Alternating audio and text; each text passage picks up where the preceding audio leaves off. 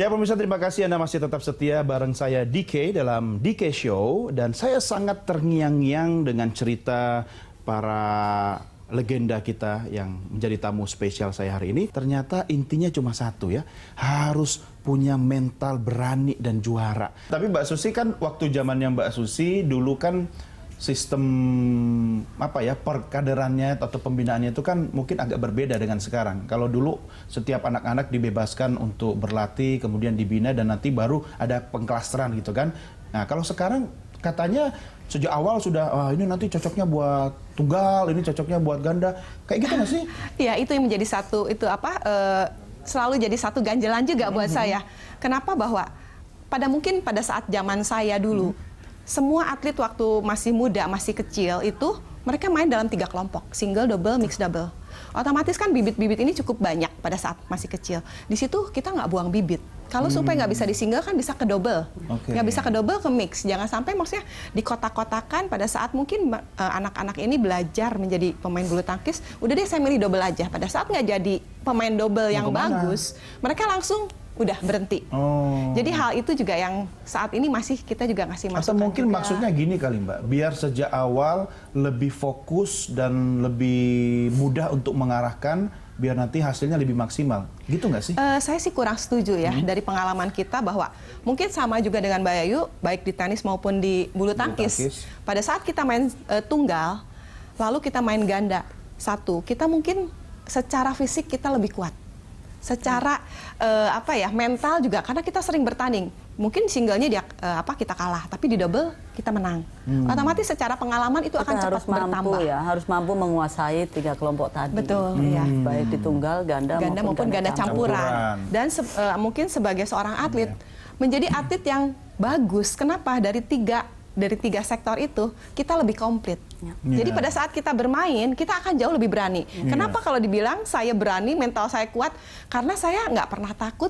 Saya biasa main 3 sektor. Komplit ya. Betul. Pada saat saya main hanya di 1 sektor, mungkin pada saat double maupun mixnya sudah kalah, hanya di tunggal. Biasa saya ditembakin 2 orang kok. Kalau dibilang pada saat latihan ya, 2 lawan 1. Tantangan terberat sudah dirasakan. Betul. Kalau cuma 1 ya. Kenapa saya mesti takut gitu.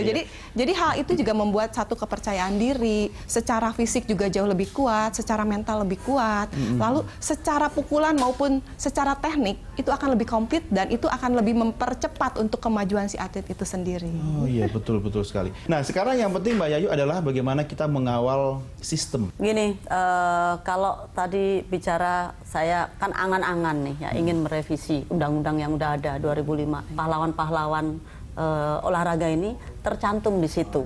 Bagaimana caranya? Termasuk di dalam sistem undang-undang tersebut, yaitu melalui dana pensiun. Nah, dari situ otomatis kita bisa menghargai mereka pahlawan-pahlawan, hero-hero. Nah, tapi bagaimana implementasinya ke sana memang terus terang aja tidak mudah. Ya.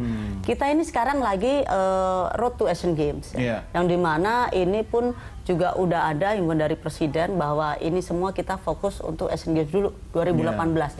Sampai dengan makanya kita sama teman-teman komisi di Komisi 10 itu kita juga ingin lebih fokus juga. Sukseskan Asian Games dulu. Sukseskan Asian Games termasuk juga dari sisi otomatis pengawasan ya, daripada pendanaan juga kan gitu.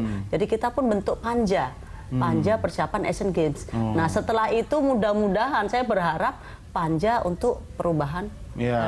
Dikatakan tadi itu impian saya sekarang, karena garis tangannya sekarang saya mewakili wakil dari kita. Jadi kita serahkan ke Mbak Yayu ya di Dewan, otomatis itu menjadi impian saya kedua. Kalau saya itu udah bisa menyertakan itu, waduh, alhamdulillah. Jadi ya udah, rasanya tuh apa? Lebih tentrem lagi kan itu. Mbak Susi, apa sih yang paling membuat Anda bahagia dalam hidup Anda? Yang pasti pada saat saya bisa, yaitu yang tadi ada di tayangan tadi, Bang. Saya bisa memberikan sesuatu prestasi yang membanggakan, tidak hanya untuk diri saya, untuk keluarga, tapi untuk Indonesia, yaitu emas pertama untuk Olimpiade Barcelona. Mbak Yayu? Sebetulnya nggak beda-beda ya. Jadi sama. Kalau awalnya kan saya termotivasi gimana caranya menjadi seorang hero buat bangsa ini, buat Indonesia tuh. Dan itu akhirnya bisa tercapai. Nah, sekarang mungkin akan berubah lagi. Gimana caranya saya bisa mengupayakan bisa berbuat buat orang banyak. Buat closing nih, coba ajak dong anak-anak muda, bagaimana cara Anda mengajak anak muda untuk tetap yakin lah jadi atlet itu masa depannya nggak medesu, masa depan suram, masa depan tetap cerah gitu. Dari Mbak Yayu deh, silakan. Ya, jadi gini, saya cuma ingin menghimbau ya adik-adik atau anak-anak generasi penerus. Jadi terutama sebetulnya para orang tuanya, janganlah khawatir untuk menjadikan seorang atlet ini menjadi suatu profesi. Karena saat ini tahun demi tahun ini semua negara ini memberikan perbaikan yang sangat signifikan sebetulnya, dan kalau saya bicara dulu mungkin sangat berbeda, kita termotivasinya beda lagi. Tapi ini udah sangat signifikan dan yang dimana bisa menjamin masa depan mereka. Jadi nggak perlu khawatir, mereka khawatir. Bisa fokus ya. Karena sekarang semua orang, ya mohon maaf aja, masyarakat di bawah pun juga hidup juga susah. Banyak yang terlantar kan gitu kan. Banyak yang masih ekonomi, kita masih lihat perbedaannya. Nah, jadilah olahragawan aja atau olahragawati. Jadilah pahlawan olahraga kan. Itu dia. Itu mereka akan lebih. Nah, bagaimana cara menggali itu? Coba kita motivasi bareng-bareng. Oke, Mbak Susi silakan ajak yang muda-muda dong. Ya, mungkin untuk generasi muda, anak-anak muda, bahwa lakukanlah, maksudnya melakukan kegiatan positif, dan tentunya saya sebagai mantan atlet tentunya jadi satu kebanggaan. Pada saat kita berbuat sesuatu, bisa memberikan prestasi, bisa memberikan kebanggaan. Tentunya untuk olahraga tidak hanya prestasi, tapi juga kesehatan.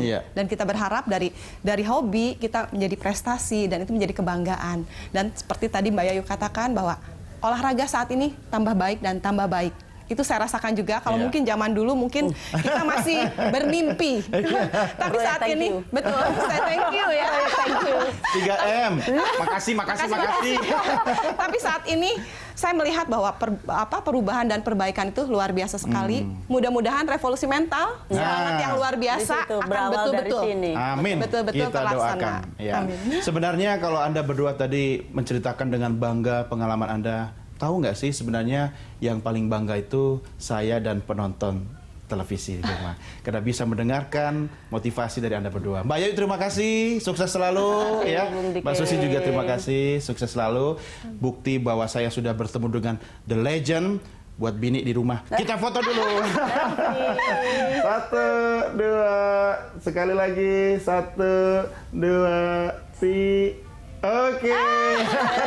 Baik, dan pemirsa, inilah akhir jumpa kita. Saya yakin Anda pasti mendapatkan banyak hal dari pengalaman Mbak Yayu Basuki dan juga Mbak Susi Susanti. Jangan lupa kita ketemu lagi dalam DK Show yang akan datang. Saya Doni The Caster, sampai jumpa.